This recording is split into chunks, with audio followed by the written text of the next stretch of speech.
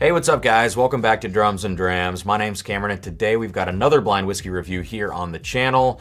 We are live for this review. I've been doing a bunch of these recently, trying to get through all of these samples by the end of the year. So I've got my blind sample box over here of batch products that have come out in 2025. I'm just gonna reach my hand over into the box, and I've been getting a lot of accusations recently of either like planning this out or cheating with, you know, somehow knowing what these whiskeys are. So I'm gonna grab four random samples out of here.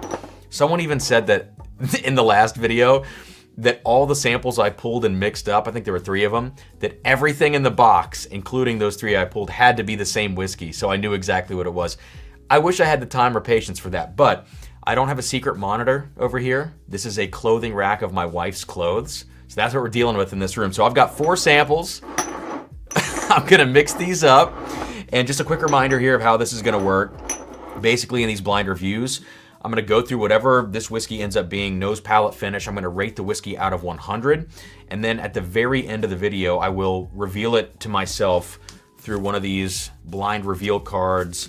All of these have answers in them for these kind of like random alphanumeric codes assigned to these whiskeys. So I'm gonna shut my eyes, mix these up, and I'm gonna grab this one. This is B258839. That is the random code. Let's get this poured out in the glass right now. And because we are live right now, I'm gonna ask you to like this video. Please subscribe to the channel if you enjoy the video. And I cannot put up on the screen right now what's in here because I have no idea. I can't edit this in post-production. So I'm gonna find the reveal card right now. 8839 is the number that I'm looking for. It's actually second on the pile, so that's not gonna help the cheating accusations. But I'm gonna put it right here, and I'm gonna save this for just after I start nosing this whiskey. So I'm gonna give you my first impressions right now as we get into this review, and then I'll open this card up, I'll turn my head, cover my eye, show you guys, you know, whatever this is, and we'll move on from there. Color on this whiskey, very, very typical, kind of like a dark goldenrod sort of color. And you guys in the live chat are gonna crack me up. We are live, so people are gonna give me a bunch of crap and it's gonna be hilarious. All right, so first thing that I get on the nose here is kind of like this lighter, buttery, caramelized sweetness. And so whenever you say a caramel note for whiskey, especially Kentucky bourbon, which that's kind of what this smells like, whenever you say a caramel note, everyone's like, it's generic, but there are certain distilleries that I actually will talk about the caramel notes, and then other distilleries where I don't just say that just to say it, right? And so one of those distilleries is Heaven Hill, the other is Jim Beam. You typically get these like heavy caramelized kind of notes. This has a caramelized profile to it. It's a very light caramel blended with like a little bit of like a lighter fruit, peach and pear kind of note that in some ways reminds me of Heaven Hill, and in other ways absolutely does not remind me of Heaven Hill. So I think it's worth calling out that kind of caramelized, buttery, light fruit sort of profile. Like, I guess on the nose for me, what it really smells like, it's like I have a piece of like toasted bread, and I say toasted bread, not toast, because everybody's like, you know, you might associate that with a toasted barrel. But you have a piece of toast, you spread like some butter on it, you melt the butter on it, and then you put slices of pear, and maybe even like a little peach on there. That's kind of what this smells like to me. What did I say, Mike? Did I say caramel or... See, I grew up saying caramel. But I try to say caramel when I think of it, just like I try to say soda when I think of it instead of pop. All right, so as I go back to the nose now, and I'm gonna show you the reveal in just a second, I wanna put my thoughts out here because once I pull the reveal out, that's when the cheating accusations can start, you know? So I wanna give you all my thoughts on this whiskey, at least on the nose, before I show you the reveal. All right, so there's a lot of honey sweetness on here too. I'm not trying to guess what it is. Just, you know, let's get that very clear.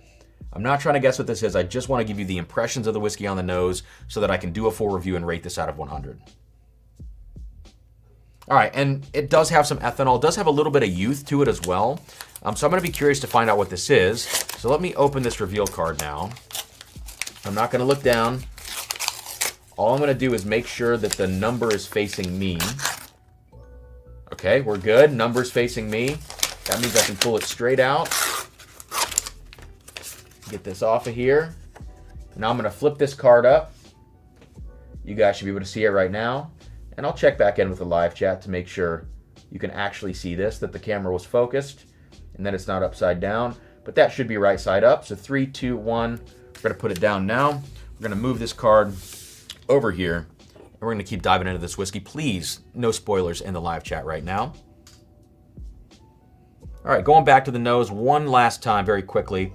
Kind of a sour tropical fruit. So we've moved away from this caramelized profile. As I've smelled it more and more, I've gotten used to the caramelized kind of notes. Again, it's a lighter buttery caramel. And now I'm really getting into lighter fruit. Almost a grapefruit quality to this right now. So let's go to the palate now. Cheers.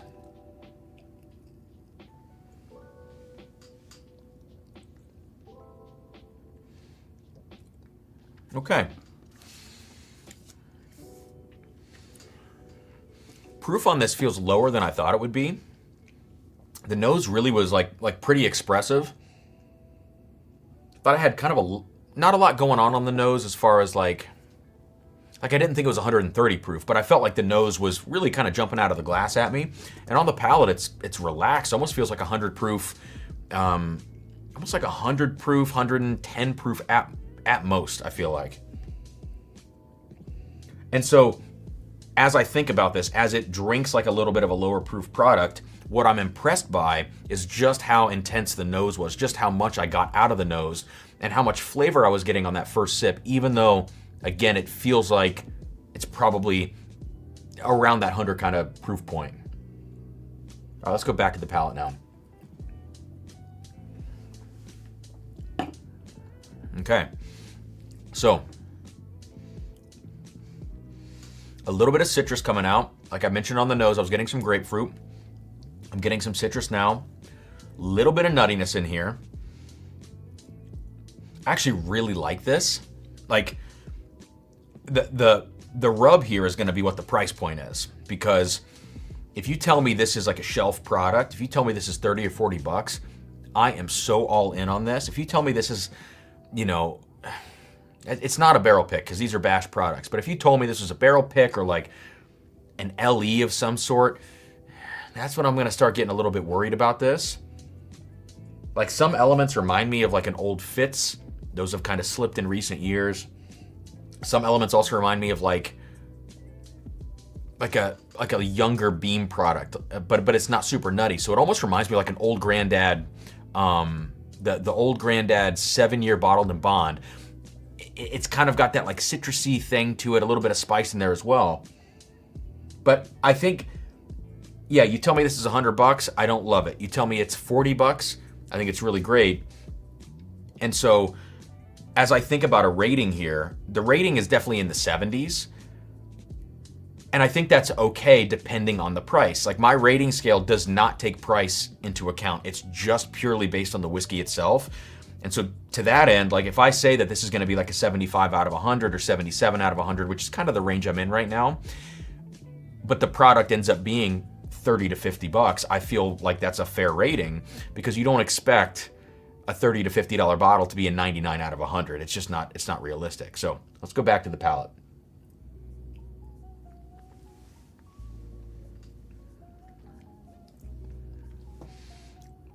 Yeah, I think this is solid. I think it's really solid stuff. There's just something about it that I really like.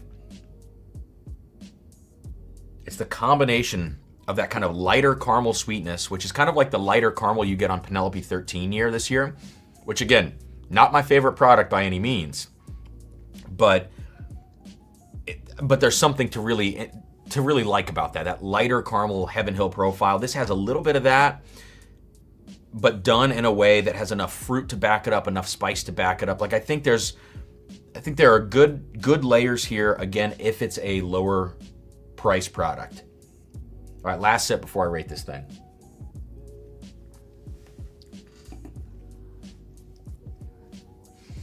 Yeah.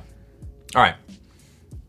I'm gonna give this whiskey a 75 out of 100. Let me put that up on the screen right now Forgot I can do this on these live streams. 75. Let me find my 75 score.